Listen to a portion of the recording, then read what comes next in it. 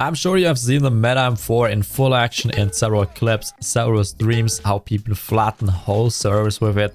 And of course you think, I want to play a Meta M4 like that too. But the budget is not quite there yet. On the other hand, we don't want to spend so much money that we end up fighting with a Red Rebel.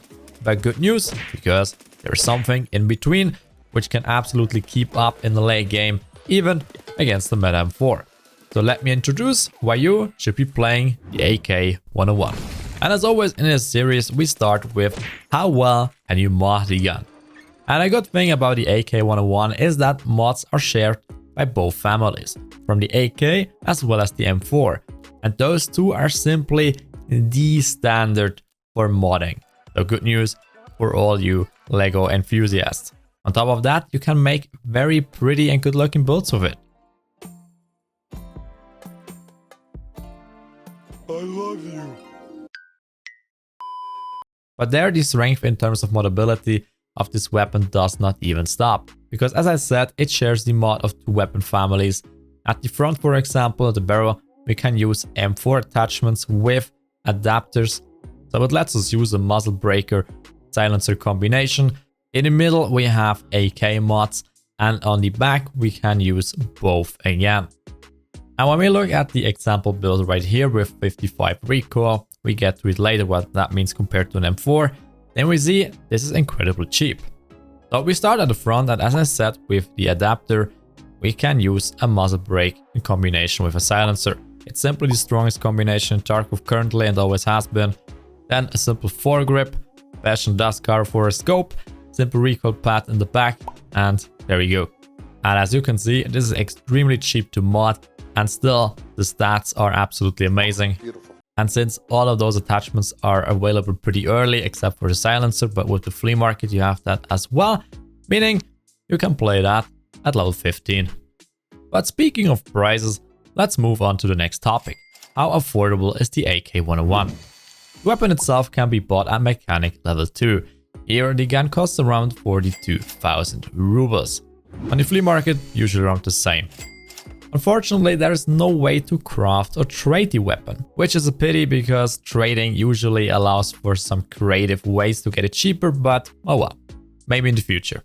And since we have already talked about the mods, they are also very cheap because many AK mods are there and they are simply good in the budget area. And since we can use mods from the AK as well as the M4, we have some possibilities to switch certain items if they are expensive right now, for example because of an event or whatever. So also in the area of affordability, the weapon is excellent. And as if all of that wasn't good enough, on top comes the fact that recoil isn't recoil. What do I mean by that? Each weapon behaves a little bit different, which means certain weapons don't need a meta mod to perform well. But more on that later, because first we have to talk about the most important topic about a gun. And that is the ammunition.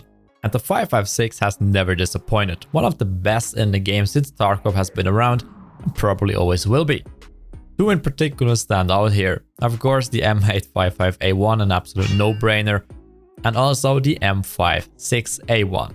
It's basically the little brother and a great choice below level 30. Now if we take a closer look at those two rounds, we can see that first the M855 against the Gazelle incredibly good. 44 penetration, that means the first round already has a 50-50 chance of getting through. And the second one is guaranteed to fly through. With the M56A1, we are a bit worse off with 37 penetration. We need 3 to 5 rounds. But that's still justifiably good if we consider that's a low level round. Especially in combination with the high damage values they have. Because once they fly through, they do an incredible amount of damage and will finish your opponent pretty quickly. The availability of those rounds is also extremely good.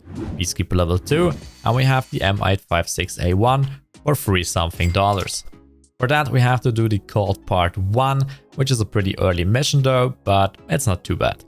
Or we just crafted at the workbench 200 rounds of M855, nippers, gunpowder, and there you go. That easy you can get your hands on 200 rounds. Then to the M855A1. They are not available at the early game because you need max traders. gear max level, but therefore only 526 rubles, which is insanely cheap.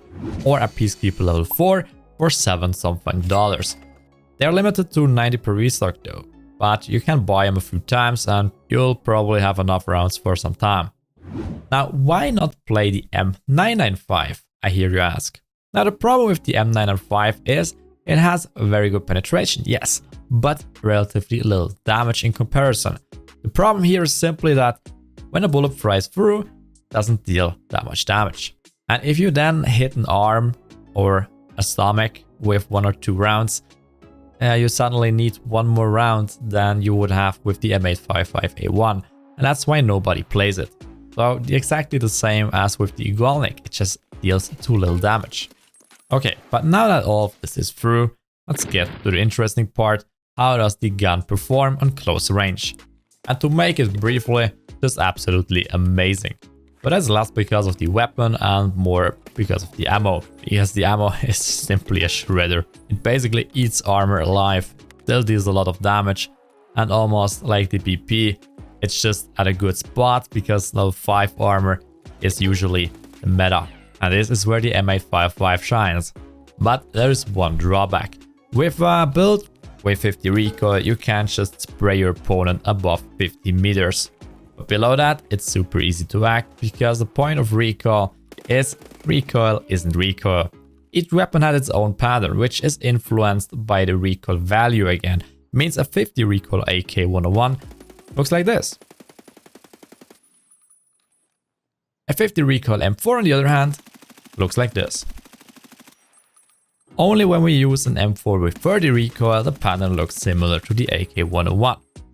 Now, one might ask, yeah, what the hell? Then let's just play the AK-101. What kind of bullshit is that? The reason why the AK-101 has less recoil is because it's almost 200 RPM slower. So it fires less rounds, which means the gun has more time to settle. This also means you deal less DPS, damage per second, so the M4 is still the better weapon, at least when it comes to high-end meta builds. But in terms of budget, the AK-101 is an absolute beast. And here's another point that makes the gun super good, and it's also a good sniper. Of course, it's not the best weapon to snipe, but with a MOA of 1.85, it's definitely good enough to snipe up to 200 meters. And again, keep in mind, the M955 loses a lot of power very quickly, so it can happen that you snipe somebody, hit his head, and he still moves on because, well, rounds just lose a lot of damage over range. But the ability to snipe with the weapon actually makes it super good because you can screw on a Tech 30 and now you suddenly have a weapon that can handle anything at any range. And with the build from earlier, you have a very good weapon for 100,000 rubles, depending on what scope you use. That is unbeatenly good. But before you click away and hop into Tarkov because you are so excited about this gun, to the summary.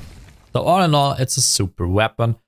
Early available, the ammunition can be bought or crafted relatively quickly and early if we follow the appropriate missions. It's good in close range, it's pretty decent on sniping. It can handle pretty much everything. Of course, on close range, an MP7 or Vector gonna perform better. Of course, in sniping, an M4 is gonna perform better. But this weapon is massively cheaper and can do everything pretty decent. So I would say it's together with the SAG currently one of the best all-rounders in the game in terms of budget. And in the last video where we looked at the problems that the SAG is facing with ammo availability, and here we have also limited restocks, it would be a pretty good option to hop between those two, so you never run out of ammo.